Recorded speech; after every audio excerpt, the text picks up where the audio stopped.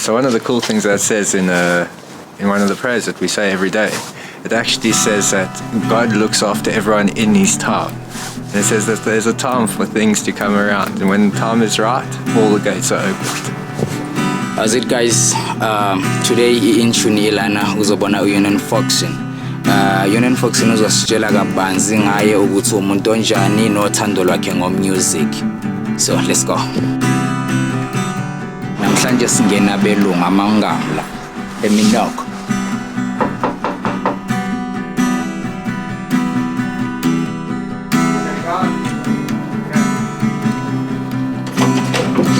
Sure, what's up, man?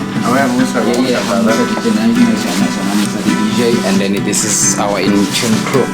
How's it, InTUNE? Welcome to my house. My name is Yinon Falkson, and I'm a singer, musician, and songwriter from South Africa. I live in Johannesburg, in Sydney, and this has been my place that I've grown up my whole life. I have had the opportunity of traveling around a lot, getting to see the world, thank God. And one of the most things that I've realized over these years is the depth and beauty of music, which has always been part of the deepest element of who I am. You know, one of the important things is when I studied at university, I did a BA in psychology, philosophy, and history. And in these subjects, people are always trying to capture what is that thing in life which allows people to be themselves, which allows a point of expression and expansion.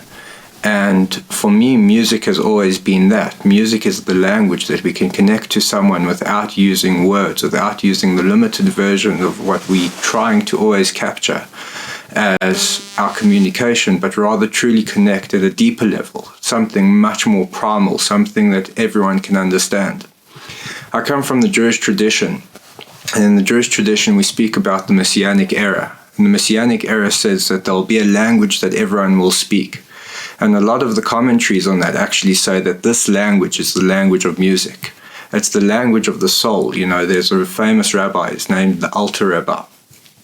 And he has a beautiful thing that says that music is the pen of the soul. That when we sing, that is actually the soul's expression into the world.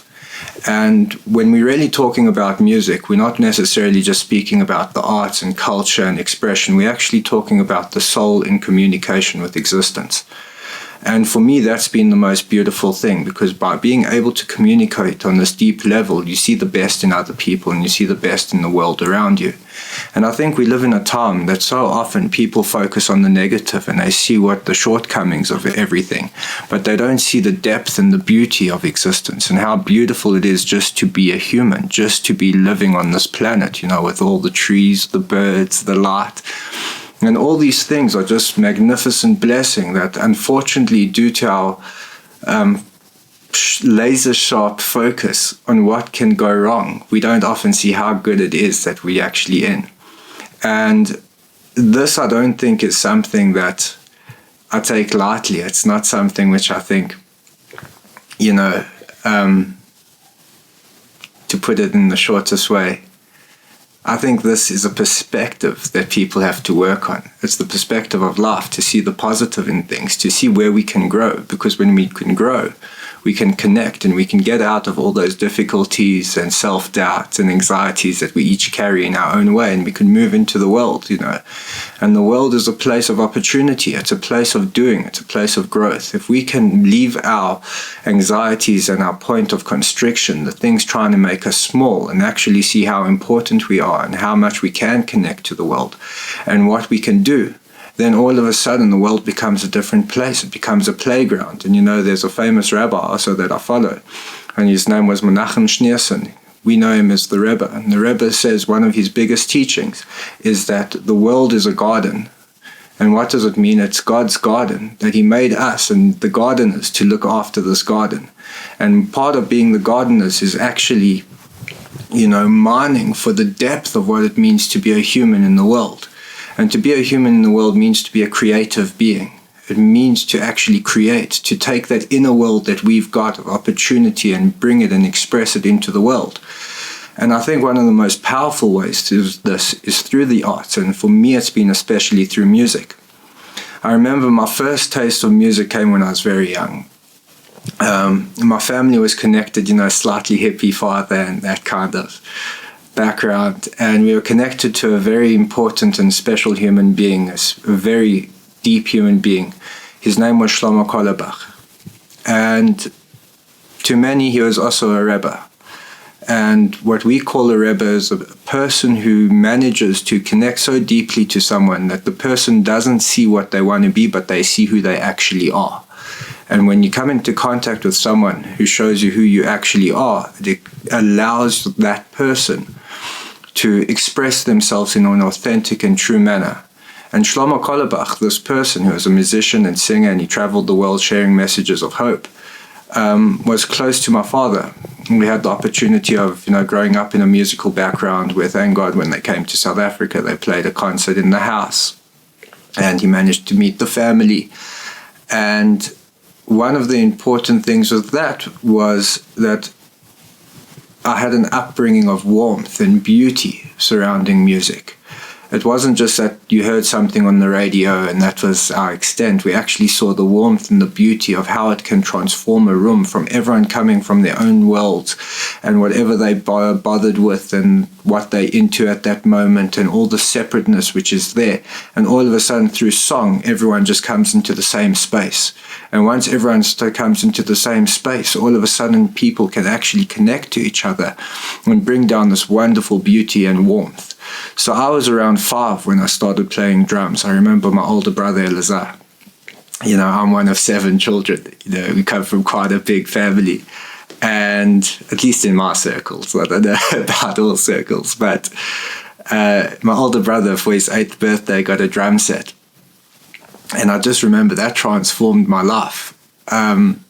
Being able just to sit behind the drums for hours, and play songs in my mind and just dabble. I don't know if I was very good, but over the years, I had a connection to drums which just grew and grew and grew. And not only did it give me an amazing way to let off energy and to express myself, it also allowed me a place to reach a quiet space of mind, a meditative space, a place where if something was hectic was going on in my life, I could kind of just touch base and ground myself within drums. And with the drums, I remember when I was 7, it was the first time I started playing guitar. And I was always one of those kids, that would take lyrics of other songs and put my own lyrics in. And before I knew it, I was writing songs. I remember at the age of 9 or 10, starting to write my own songs. And for me, it was less about trying to write a good song and more about just expressing the emotion that was flowing through me at that point, and connecting to reality and life at that moment. And since then, I've come a few years. I'm now 29 years old. And life has taken me in a whole bunch of different ways, different corners of the world. Sometimes I've known where I was going, sometimes I didn't. Only once the experience is finished, you realize it was a chance meeting with a human being that was all very important for you to travel halfway across the world and to think this whole story of what you're going through just to say a few words to someone. And so music played this extremely vital role in my life about connecting myself to myself. And by me connecting to myself, it allowed me to connect to everyone else around me authentically. And so I finished going to school. And after school, I went to Israel to study in what we call yeshiva, which is basically just a school in order to get in touch with your roots, to get in touch with my culture, to get in touch with my history, to get in touch with what we call the Torah, which is the teachings, which have been passed down from generation to generation for thousands of years, which is just a wellspring of richness. And so I spent 2 years in Israel under a great rabbi named Rabbi Steinsaltz. And I remember I once had a conversation with him. And he was a very impressive human being. He was a big writer in the Jewish world, and he used to study with presidents and prime ministers. And I remember I had a conversation with him, and he asked me, he said, "Who are you?" And I remember at the time, I looked at him being a 21-year-old, and I said, "I'm this and I'm this." He says, "What do you want to do?" And I said, I want to go into business, I want to do this. But the truth was, all these answers that I was giving him were kind of the answers that I'd been, taught in some way, conditioned in some way to answer. And he wasn't buying any of it. When I told him, he said, I don't think you understand the question. And he asked me again, he said, who are you? And that's put me a little bit on my back foot, And then, so I was wondering about that. And he says, what do you want to do? And when I said, one business idea, he said, listen, are you good at business? I turned to him and I was like, He says, so no. What is it that you love? Who are you? What do you enjoy? And after going through a whole bunch of different opinions, things, I said, I was kind of dancing around this idea, I want to do music. He stopped, he goes, music. Now we've got something to speak about, And then for the rest of the conversation, we just spoke about, different performances that he'd seen, different ways that music could change the world, different ways to express. And one of the things that I found that I always grew up thinking that music was kind of like a side project, something that happened while life was taking place, you had music kind of on the side as a fun little escape. But it actually turned out to be the other way around, that my key and my access to life was actually through music. And I think that when he told me about okay, now we've got something to speak about, it took me a few years to actually come to terms with what that means. And it's not necessarily that a person has to make sure that music is your source of income or music. It's the fact that how do you speak to the world? What is the language that you use in order to connect to the world? And once you find that thing which is you, which expresses yourself to the world, all of a sudden all those other opportunities allows you open up, and it allows you to connect to all those opportunities and people that you come across. So after I studied in Israel for 2 years, I came back to South Africa and I started studying in Wits, which was an amazing opportunity for me. Coming from a small school in Sydenham, all of a sudden being exposed to hundreds and thousands of students. It was also at the time of fees must fall. So there was a lot of change happening, a lot of purpose, a lot of people coming around and asking bigger questions about what is our place in South Africa and how are we going to bring about a better future for everyone. And that made me very sensitive, towards the global bigger picture of what it is that we're going through. And it just reminded me, how important music was, because music is the one thing that every time you start singing and you start playing, all differences fall apart completely, and there is no other. It's just the one, it's the divine energy flowing through us all. And when we connect with that divine energy, it just brings out more and more of the positivity of each person's character. So after I studied in university, I had the opportunity to travel to Europe through the Wits program, which I highly recommend. People should look into it. Universities have got great programs to allow people to see parts of the world with sister universities under the same tuition as they're paying for the university in South Africa. And I remember that's also where my eyes got open to the bigger world and what's going on in places like France and what's going on in Europe. And one of the things that I just was blown away there was I was thrown into a world of music, especially all the music coming from North Africa across the Mediterranean. And you'd go into these little cellars, where people would be playing reggae and people would be playing calypso. And it was just this, packed to capacities with this vibe of human life late at night. These things would go on in these deep cellars, up until 2, 3 o'clock, 4 o'clock in the morning, And one band would get on after the other, and each one people were dancing and sweating. And I started realizing that there's a lot more to music than just one approach to it, one way to do it. I started realizing that music is life in motion. It's life in sound, It's the joy, it's the sadness, it's the fear, it's the happiness, the celebration when we achieve something. It's in fact, if I could bring down one of the lessons from the Jewish teachings, is it says that the world is actually a song, that life is a song. It's not made up of single parts and moments, but is rather all the moments put together create a song, and it's the song of who that person was in this world. And a song is made up of high parts and low parts. And just like a song has that which creates a spectrum and allows the energy to move between those two, so too life has got high parts and it's got low parts. And when we connect to that, we manage to connect to what it means to live. And by connecting to what it means to live, it means connecting to our deepest self, which in its essence is the self of everything, which is connection to God. And when we connect to God, that is the source, that is the place of music.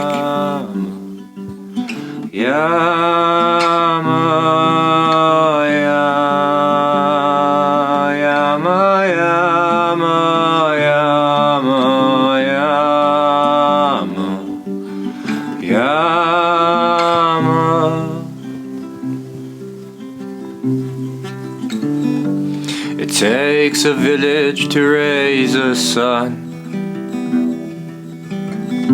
And there's no guarantee who he'll become. But we have our faith, like the rising sun. So let it go and let things grow. You can't be old before you're young, for this is the course that man must run. And have no fear, I'm always near, so let it be. You'll see that everything's a little broken. It's just part of what it means to be. And everything's a little broken. A little broken, you see. It's where we find beauty.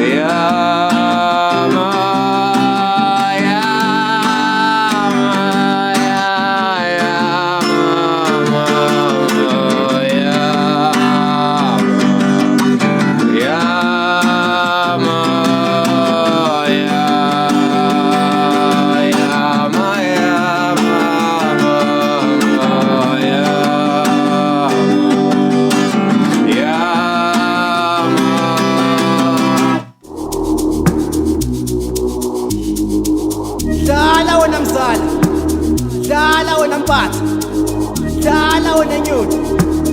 Dala wena. Katunga limai.